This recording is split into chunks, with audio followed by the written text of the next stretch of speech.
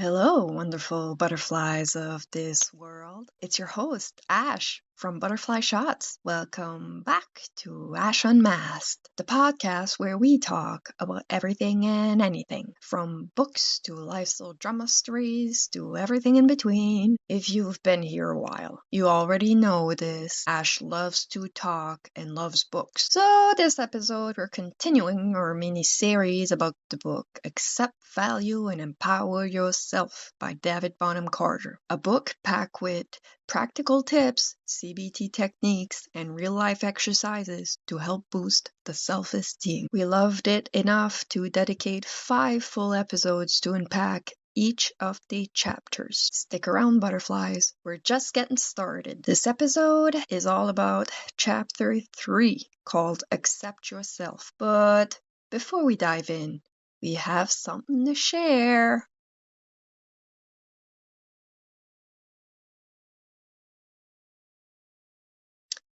Hey butterflies, big news from behind the lens. Butterfly Shots is rebranding and relaunching. While her website is still under construction, her brand new portfolio is coming together beautifully. This relaunch is all about Ash and her camera capturing real-life moments with a fresh vision, bold contrasts, vivid colors, and storytelling. Because we don't just take photos, we catch moments in flight. Butterfly shots, flights, butterfly shots. Get it? Haha. Okay, bye-bye. Back to the episode now.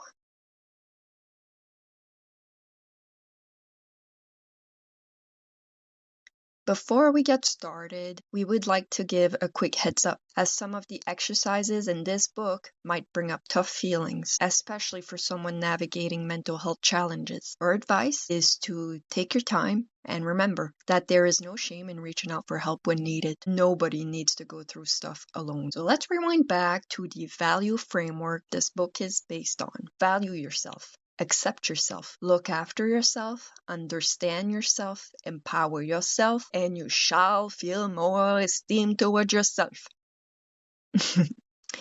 Last episode, we talked about valuing yourself. This episode is all about accepting yourself. Now we're talking unconditional acceptance.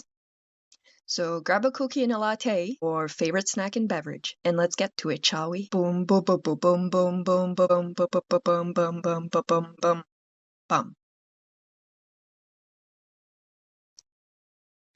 Something we really enjoyed about this book is that each chapter starts with a quote. Here's the one that starts chapter 2 from Reinhold Niebuhr. Quote, "Grant me the serenity to accept what I can't change, courage to change what I can, and the wisdom to know the difference."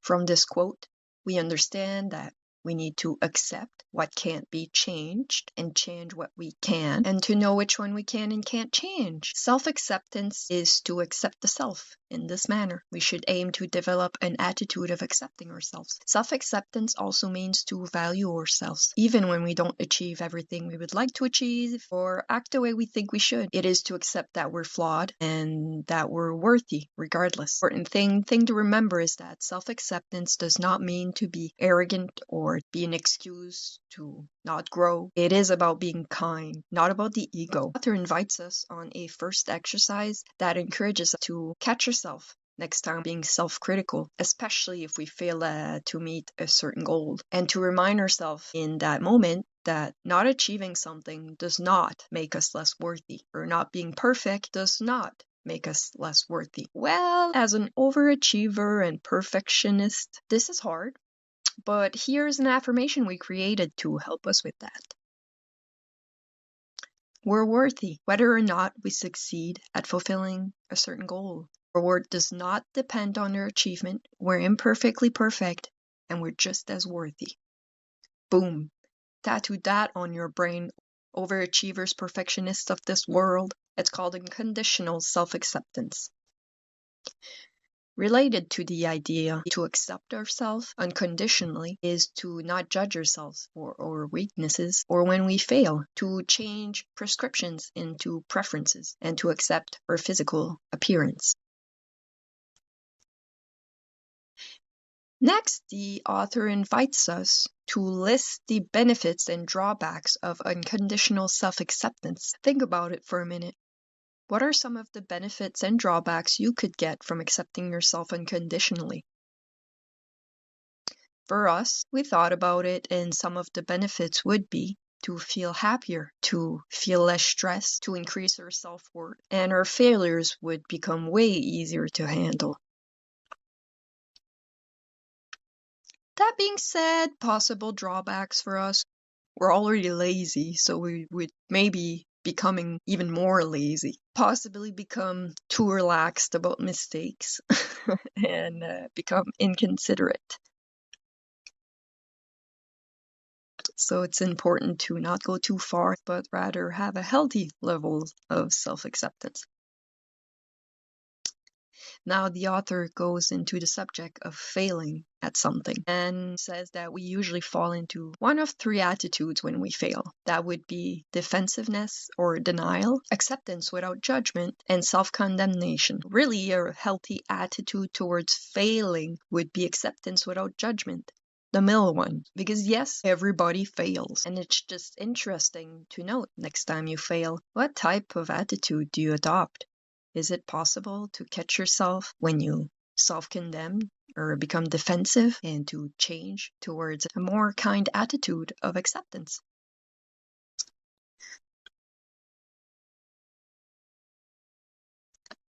Now, a lot of us tend to have negative judgment towards ourselves, and that's bad for our self-esteem. The author invites us on another exercise that consists of working through a negative judgment that we might have toward ourselves. This is where we meet a tool to help us do this. It's a tool from a psychologist called Albert Ellis. It's called the ABC model. Here's how it works. Record an activating event or something that happened that might have made that feeling of judgment come up. The thought and belief that went through your mind at the moment. The emotions that came out of that. ABC stands for activating event, belief or thought you had, and consequence or emotion you felt. This tool is to spot unhelpful beliefs and dispute them. Argue with that inner critic. Well, we loved this one. We thought it was hilarious to debate with ourselves. It sounds wild, but we tried it many times and it works.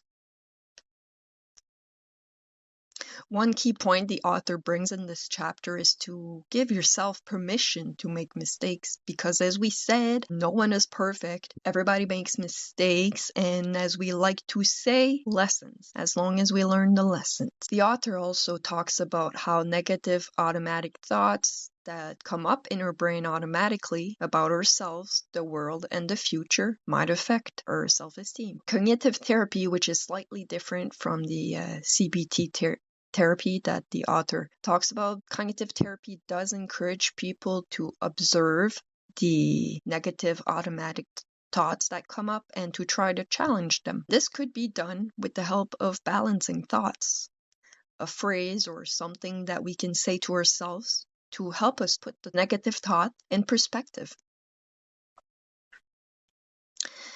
The author proposes the acronym ACCEPT that can help create an attitude of self-acceptance and also help balance thoughts. It stands for accept yourself, counsel a friend, constructive approach, explore alternatives, prepare for the worst, and try to focus on something else. So accept yourself, not being so harsh on yourself. Be kind to yourself. Counsel a friend. Ask yourself, what would you say to a friend in your situation? Talk to yourself like you would talk to your best friend. The constructive approach is about taking the positives of the situation. As we said, lessons. Explore alternatives.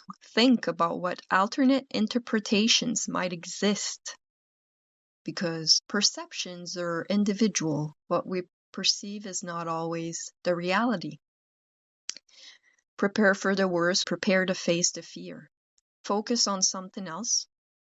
Is this thought worth spending all that energy on, or could you do something you love instead? The idea is to use this tool often, and it will become second nature. Practice is important. Nobody's good at this at first. A lot of us aren't even aware that we have those. Another thing that some of us are not aware that exists are distorted thinking patterns, sneaky thoughts that are in our subconscious, and they mess with our view of ourselves and the world as they're distorted. It might be helpful to be aware that that exists, and there are different types of distorted thinking patterns that can occur. We all have tendencies towards specific ones. There's the all or nothing thinking, when you see everything as bad or everything as good. The mind reading, when you assume that you know something that you really don't. The fortune telling, when you make predictions like, oh, this is going to happen. And, oh, I knew this was going to happen. Catastrophizing, when you imagine the worst all the time. Overgeneralizing, when you try to generalize stuff. Labeling, and unrealistic demands, when someone be like, I must do this, I must do that. When in reality, you don't must do anything that you don't feel like doing. Emotional reasoning, that's when you feel a certain way and you assume that's the reality of the situation. Self-downing, only seeing the flaws. Do you recognize any of these? Yeah, don't feel bad. We've all been there and still are there. It's human. It's part of the brain. That being said, it is possible to address them when we notice them. And in order to do that, it could be helpful to keep a record of those negative self-critical thoughts and identify the distorted thinking patterns that you notice. With the help of affirmations, it's possible to balance those thoughts. Use the ABC model or journal it out however feels natural to you.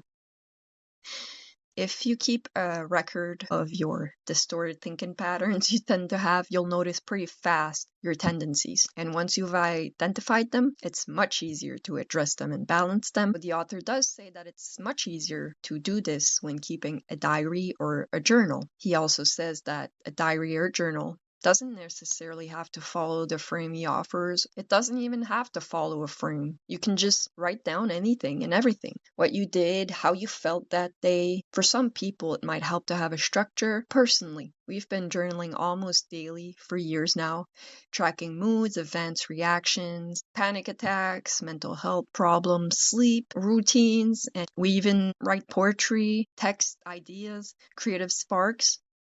Really, we treat it as a powerful tool for checking in on our mental health and for reminders. The author gives us the key ideas of the second chapter, which would be to practice unconditional self-acceptance, to stop judging ourselves so harshly, to notice distorted thinking patterns or negative thoughts, and to challenge them, to use a journal as a tool for awareness, and mostly to allow ourselves to make mistakes because it's normal to do so, and because we will make mistakes and it's okay to make mistakes. We're human after all. After this chapter, we felt inspired to write ourselves a little reminder in our journal. And this is it right here. Everybody makes mistakes. Even the best experts of the planet makes mistakes. Mistakes do not take away from our worth. In fact, they're lessons, so they add to our worth. Self-acceptance is recognizing that we can make mistakes, that we can be less judgy towards ourselves, also others at the same time. Why not? It is possible for anyone that wants to become mindful of the patterns and inside voices to balance them out with positive ones, including you. Before we wrap up this episode of the Ash Unmasked podcast, we want to quickly share something that helped us dearly during really rough times. Just something we found personally valuable, and maybe you will too. It's called Pay What You Can Peer Support. It's a platform where people can connect with different support groups online with real people who listen and share without judgments. There's a list of different groups for ADHD, autism, bipolar, anxiety and stress, depression, eating disorders, OCD, postpartum depression, PTSD, addiction, LGBTQ+, chronic pain, domestic or narcissistic abuse survivors, and others. Whether you're feeling low, lonely, or just need someone to talk to outside your usual circle, it's a reminder that there is support out there, and you don't need to go through this alone. Pay What You Can peer support lets you Pay what you can, no pressure. They do advise to give around $15 of donation each session. Each session also has a professional monitoring the conversations. Check it out if this speaks to you. It sure helped us when we needed it. The link will be in the show notes. Now back to the episode. Tune back in next Saturday at 10 a.m. for the third episode of this mini-series, where we will be discussing Chapter 3, Looking After Yourself. Thank you so much for joining us. As always, we would love to hear your thoughts. Have you read Accept, Value, and Empower Yourself by David Bonham-Carter? What were your takeaways? What does self-acceptance look like in your life? Drop a message and let's chat. Make sure you hit that subscribe button so you don't miss any future episodes of the Ash Unmasked podcast. And remember, we all make mistakes. Nobody's perfect. But it is possible to adopt a less judgmental, more accepting vision of ourselves. Again, thank you so much for fluttering by the pod. We can't wait to unmask more of this life journey with y'all. Peace out and take care of yourselves out there.